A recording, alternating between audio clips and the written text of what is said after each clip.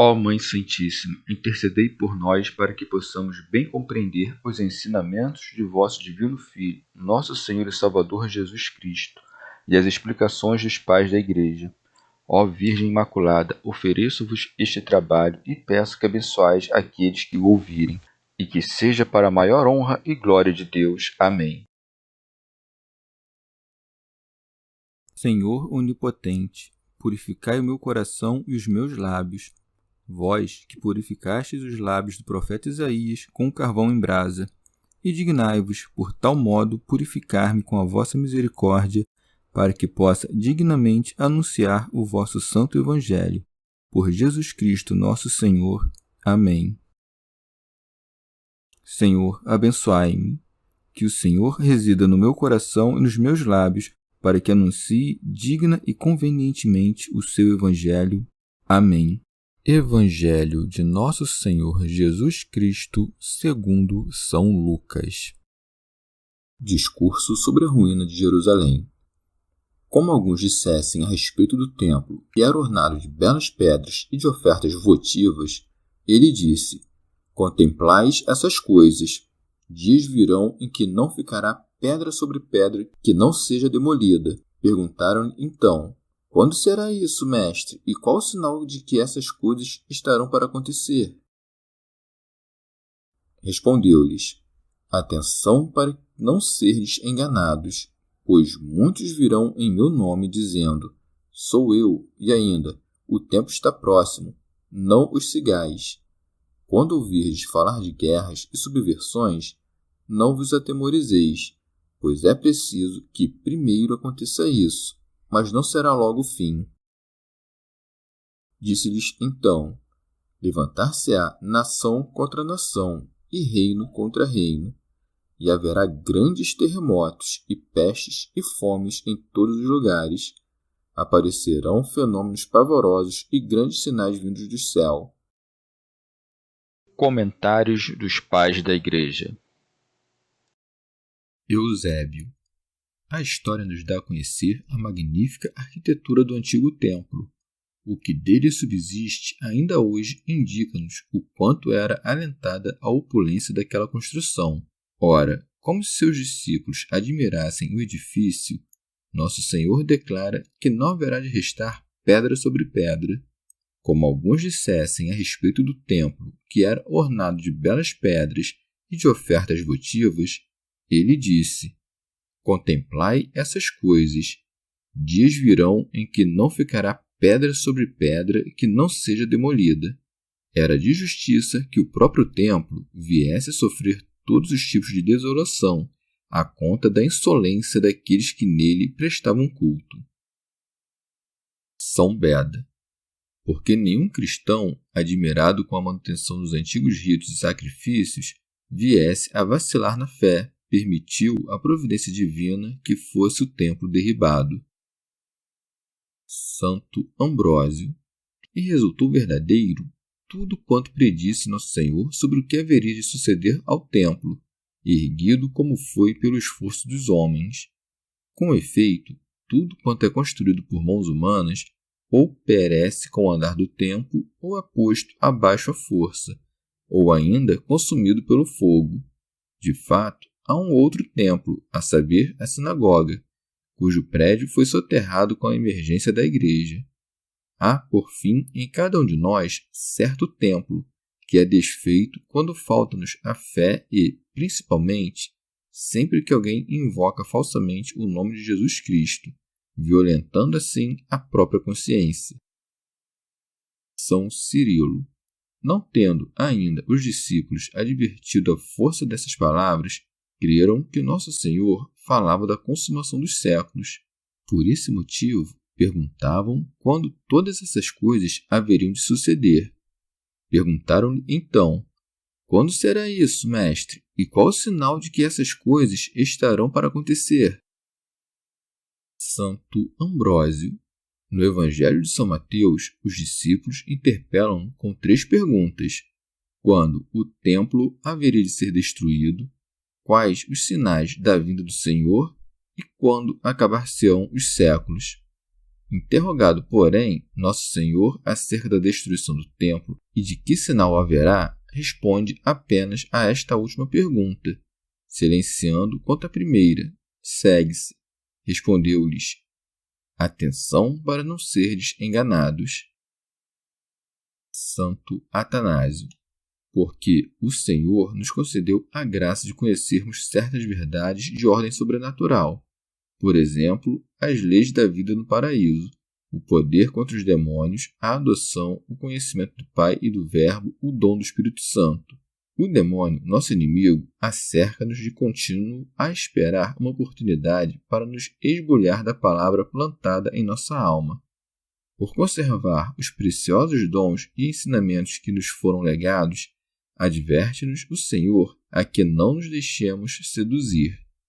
O Verbo de Deus nos concedeu a graça extraordinária de não apenas não nos deixarmos enganar pelas aparências, mas ainda de discernirmos, com o socorro do Espírito Santo, aquelas coisas que estão ocultas.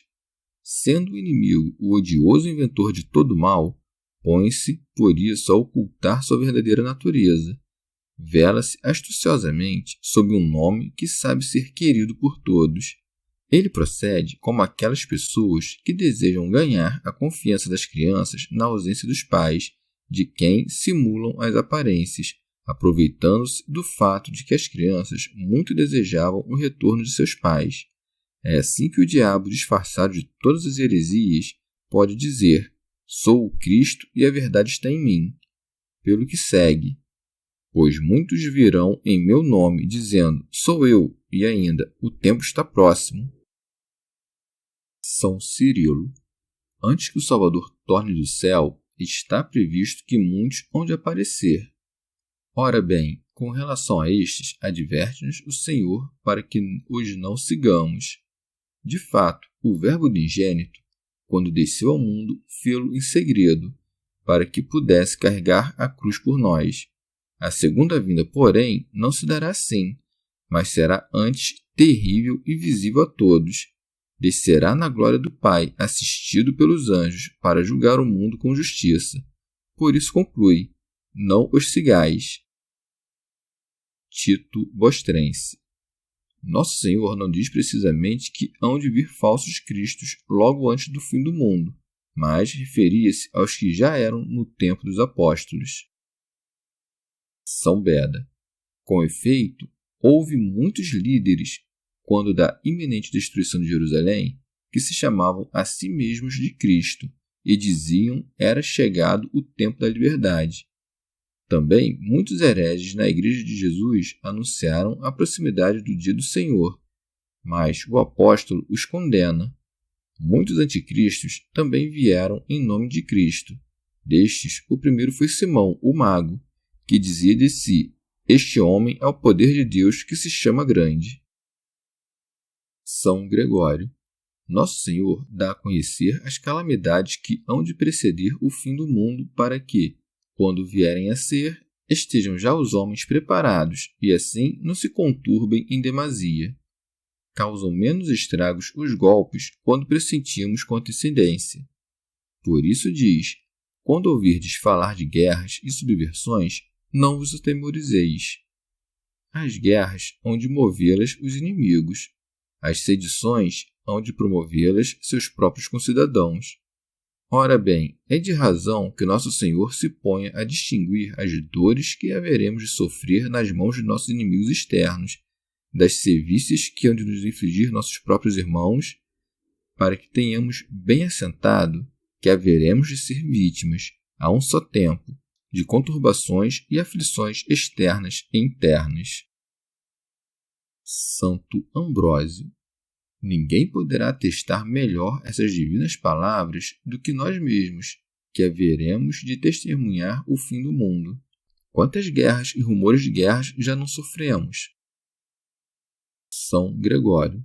Contudo, o fim do mundo não se seguirá imediatamente a tais calamidades, que serão como que signos indicadores. Assim acresce nosso Senhor, pois é preciso que primeiro aconteça isso, mas não será logo o fim. A última tribulação verá precedida de tribulações outras. é preciso que corram muitas coisas mais antes de vir a ser o mal sem fim.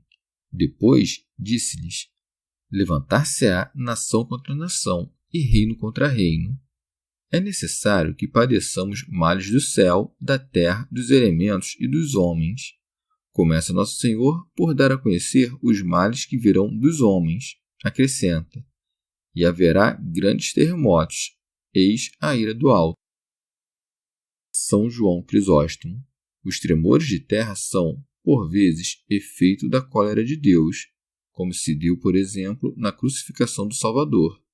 Outras vezes, são sinal de favor divino, como no caso da descida do Espírito Santo sobre os apóstolos. E pestes. São Gregório. Vê aqui a desproporção que vai entre os corpos e fome, a esterilidade da guerra.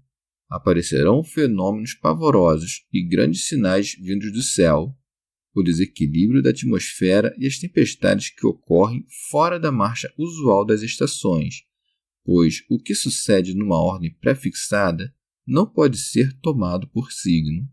Os bens que recebemos para satisfazer-nos as necessidades da vida na terra os extorcemos, dando-lhes finalidades estranhas e atraindo sobre nós a culpa e, por conseguinte, o castigo. Santo Ambrósio. O ocaso do mundo, portanto, será precedido de algumas calamidades, como fome, peste e perseguições. Teofilacto Diócrida. Segundo alguns intérpretes, essas previsões dizem respeito não apenas aos eventos que devem preceder ao fim do século, mas também ao que se passou quando do cerco e ruína de Jerusalém. Morto o feitor da paz, estalaram guerras e sedições entre os judeus. Com a guerra vem a peste e a fome. A primeira, porque os cadáveres empestam a atmosfera. A segunda, porque os campos ficam abandonados.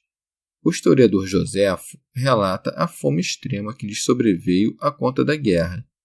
Com efeito, no tempo do imperador Cláudio César, como se lê nos Atos dos Apóstolos, uma severa fome assolou a Judéia, e ainda sucederam outros acontecimentos terríveis, como relata o próprio Joséfo. São João Crisóstomo.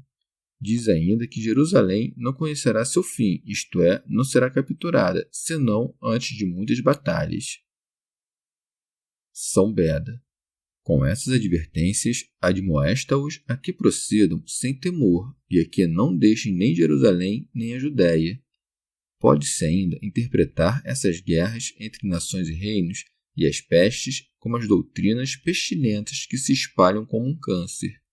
A fome como fome da palavra de Deus, o tremer de toda a terra como separação entre a verdadeira fé e os hereges que, lutando uns contra os outros, contribuem para o triunfo da Igreja. Santo Ambrósio. Há ainda outras guerras que deve travar o cristão, a saber, contra as paixões e desejos. Com efeito, são mais temíveis os inimigos domésticos do que os estrangeiros. Chegamos ao fim de mais um dia de comentários da Catena Áurea. Muito obrigado por ficarem até aqui, que Nossa Senhora derrame suas graças sobre nós e até amanhã.